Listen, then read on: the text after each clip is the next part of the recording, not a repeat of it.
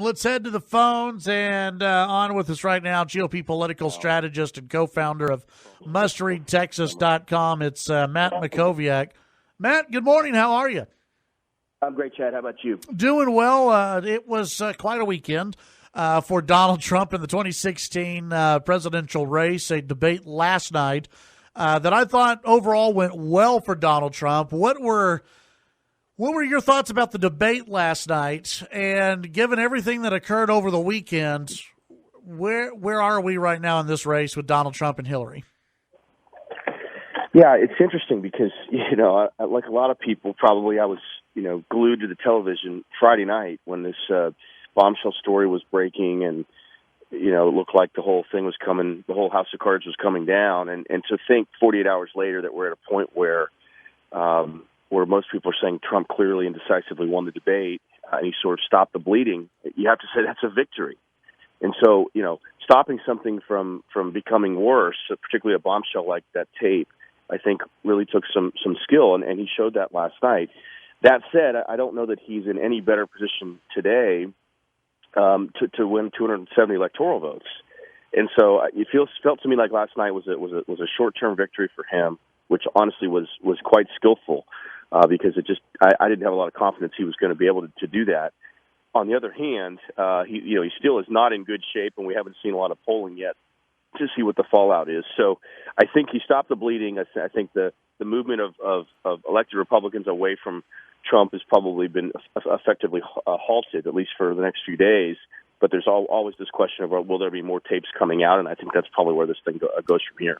The Republicans that jumped ship and took back their endorsements of Trump. There's a news story out from Politico today that even Speaker Paul Ryan is at least considering revoking his endorsement of Donald Trump.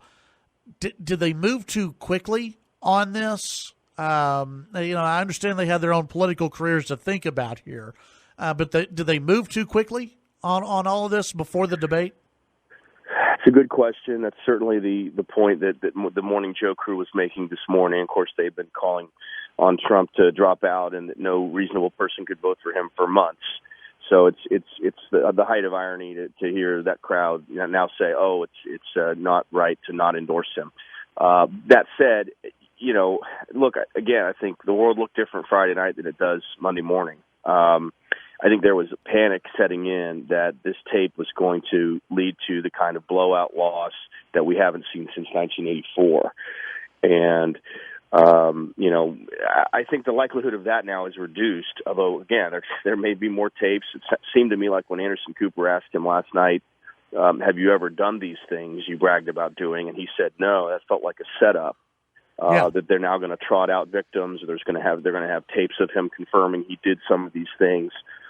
So, again, look, Republicans in Washington, and governor's candidates are in a terrible position right now. Because if they step away from Trump, they risk losing his supporters, and they've got to have them.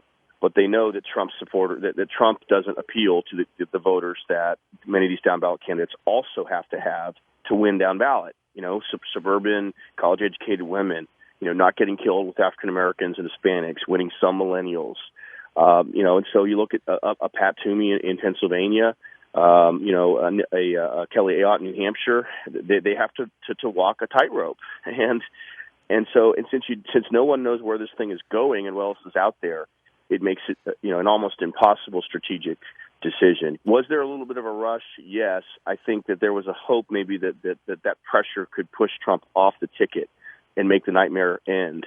That now seems unlikely. It's almost impossible to imagine him withdrawing at this point going forward. I think he doesn't care about the Republican Party or Republican candidates, and he's fully committed to staying in until the end. We'll see what happens.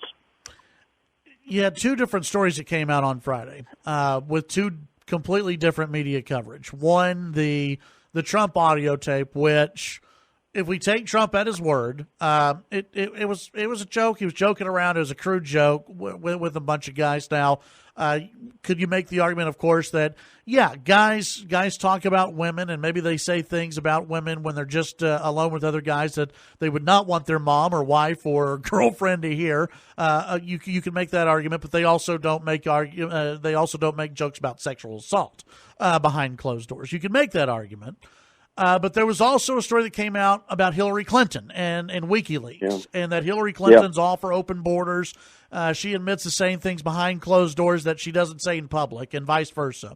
One, politically, would be more disturbing, you would think, right? It would be more harm upon the country, but it doesn't get as much play in the media. Will it, and why hasn't it?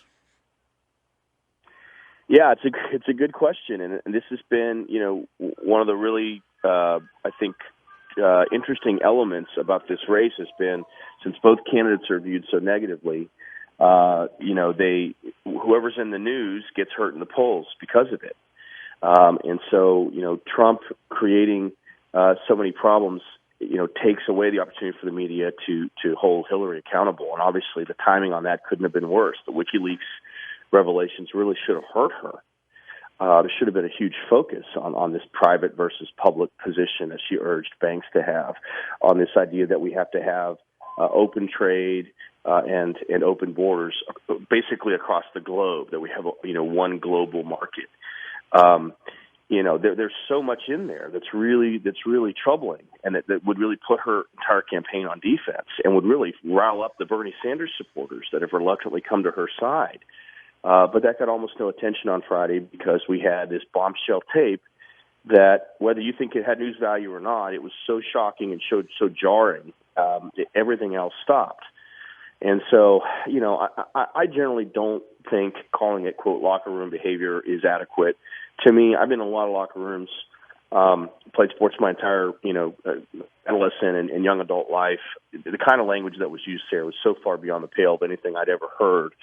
To me, it was at a totally different level. And what was so shocking about it was it wasn't just using bad language; it was talking about his own behavior. And that to me is why it was so much worse. So, I wish he'd shown more contrition last night, but he just doesn't have that gene, I guess, or that ability. But you're right. I mean, Hillary should be on defense today. I think she is on some defense because Trump did well in the debate and really made the case that she's been lying to the public for years and years and years over a range of issues. But there's an opportunity there to make her play defense even to a greater extent based on the WikiLeaks revelations, because it's pretty clear that she is playing a game with the Democratic Party and the liberal base. And she hasn't, to this date, been held accountable on that. Let's see. Before I let you go, Donald Trump, before the debate, held the press conference with the Bill Clinton accusers, which shocked a lot of people. Do you think good move, bad move? Will it matter at all? I mean, it doesn't seem like that's gotten on day two. It doesn't seem like it's gotten that much press coverage, to be honest. Yeah, well, but by doing it at the debate site a couple hours before the debate, he guaranteed that there would be at least some coverage.